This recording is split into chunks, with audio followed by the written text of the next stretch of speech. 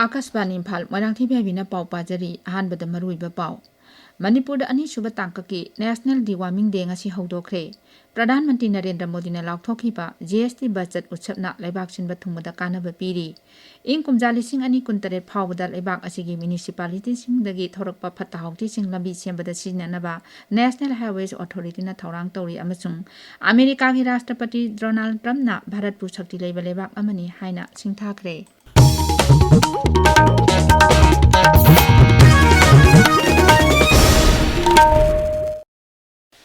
Manipur ani suba tangkaki National Dewarming Day ngasi haudokhre Rajya Thaki thoram adu Directorate of Health Services Manipur amadi State Health Society National Health Mission Manipur na sinduna lamphel na laiba IMA gi Heritage Hall da hojik pangthokli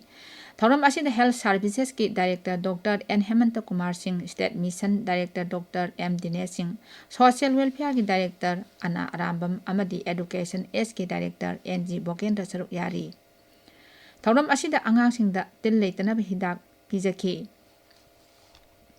Mamang thagi kunithoi satnaba hokhiba Pradhan Mantri Narendra Modi na laukthokiba GST budget utsapna laibak sinba thungbada kanaba piri Akashvani paumin hai Assam dasu GST reform asina tongan ba udok singda sakti piragani Next Generation GST reform asina Assam gi sinmi sing khutsa haipa myoi sing amasung lomi singda chauna kanaba piri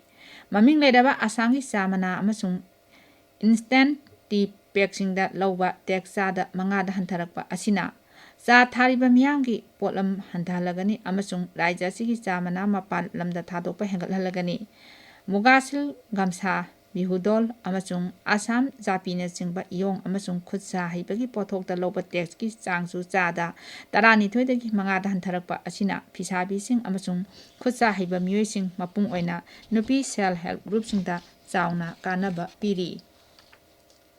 Matangga chunaba police ki thabak thoram sing paikhatpada technology research amasung innovation gi lamda punna thabak tominanaba hengal hanaba Nagaland police na National Institute of Technology NIT Nagaland ga Memorandum of Understanding ama sahi taunakre MOU adu irai numita Kohima da leba police headquarters ta additional DGP Sandeep M Tamgargega NIT gi registrar Dr. Manoj E Prabhakar ga makok thongba police official sing amasung NIT gi faculty member singi mangda sahi taunaki MOU asigi saruk ama oina NIT gi Computer Science and Engineering Department na Nagaland Police ki Management Information System semgatnaba technical consultation amasung design pigani Masina Police Administration da hai singba data management amasung digital transformation hena phagatnaba pandam thamli Agartala amasung Bagdogragi marakta air service athuba matamda hauragani Agartala airport ki assistant general manager Zempu Hakipna ngarang wapam asi lauktokladuna hai Air India Express na tha asi kuntarukta Agartala Bagdogra flight operate tawba hauragani Sitcham marphu leba Boeing aircraft adu Bagdogra dagi numit khudingi numidang wairam pung 4 makaida pairakani aduga Agartala da numidang wairam pung 5 minute nifu da thungani flight adu Agartala dagi numidang wairam pung 3 minute 10 da amuk paikigani aduga Bagdogra da numidang wairam pung 3 minute 10 da thungani Arunachal Pradesh da Leprada Jilla ki Basar da leba State Horticulture Research and Development Institute na anauba Begonia makhal ama puthokle research team adu igam Basar na lucingbani aduga expert oina Dr. Dipu Dipagar Bora Dr. Momang Taram amasung Dr. Krishna Chawlu yauri anauba species adu chauna buku chulu arya rakta haibadi novel red haina mingthole Raija adugi upa Mukhyamantri Chauna Menbu ikai khumnaba oina mahakki maming lauraga lei adugi maming thonbani tabiriba pawase Akashvani Imphal dagini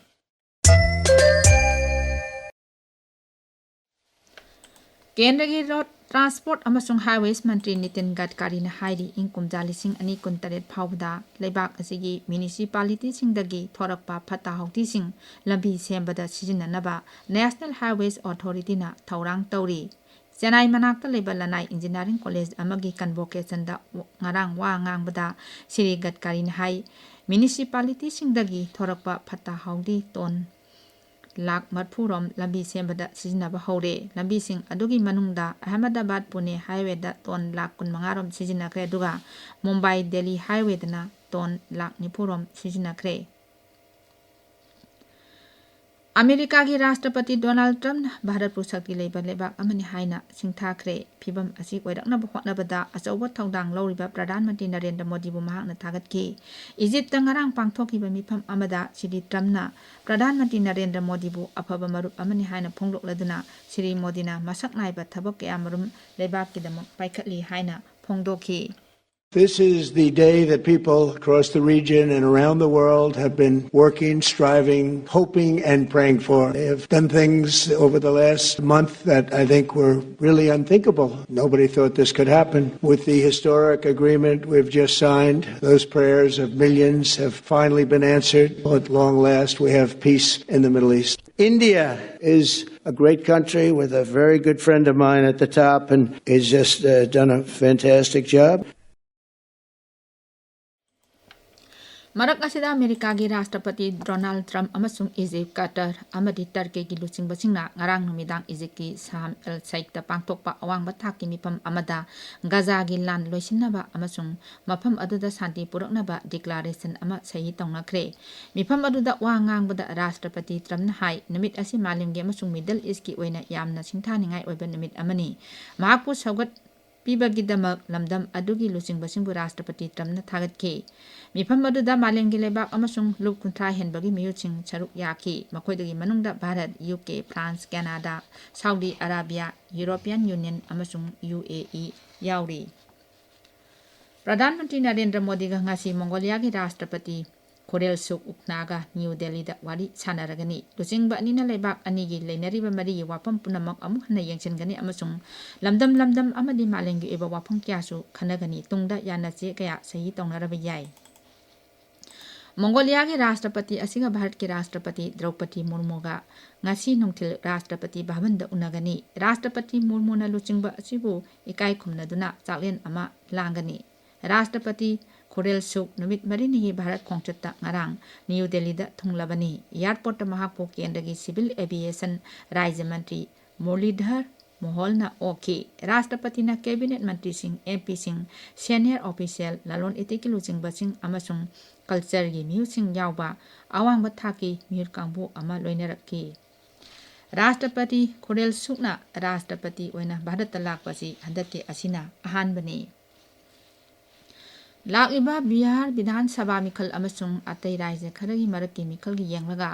election commission राजनीति दल सिंह अमसुंग मिरेप सिंहदा social media website सिंह यावना internet based website सिंहदा राजनीति की ओइबा एडवर्टाइजमेंट सिंह थागतनबा खंगनखरे.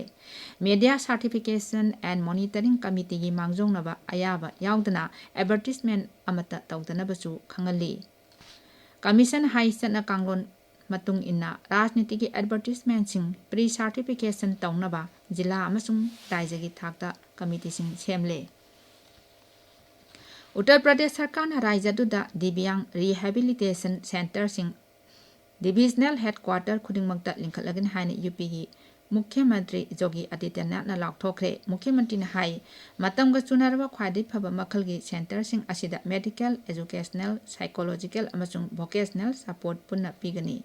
हौजिक लैरिबा दिव्यांग रिहेबिलिटेशन सेंटर सिंहसु अपग्रेड तौदुना मॉडल फैसिलिटीज ओहेन्नबा मुख्यमंत्री ना खंगनखी.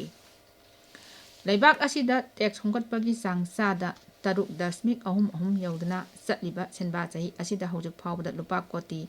लाख 13,38,000 यौरे. अरोइबदा मरुइबा पाउ अमो मणिपुर अनीसुबा तांकक की नेशनल डिवार्मिंग डे ngasi हौदोखरे. प्रधानमंत्री नरेंद्र मोदी ना लाउथोखिबा जीएसटी बजट उसपना लेबाक सिनबा थुंगबदा कानबा पीरी. इंग कुमजाली सिंह अनी कुंतरेट फावबदा लेबाक असिगी म्युनिसिपालिटी सिंगदगी थोरकपा फता हौती सिंह लंबी सेमबदा सिजननबा नेशनल हाईवेज अथॉरिटी ना थौरांग तौरी अमसुंग अमेरिका के राष्ट्रपति डोनाल्ड ट्रम्प ना भारत पु शक्ति लेबा लेबाक अमनि हाइना सिंथाखरे पाउलोइजरे.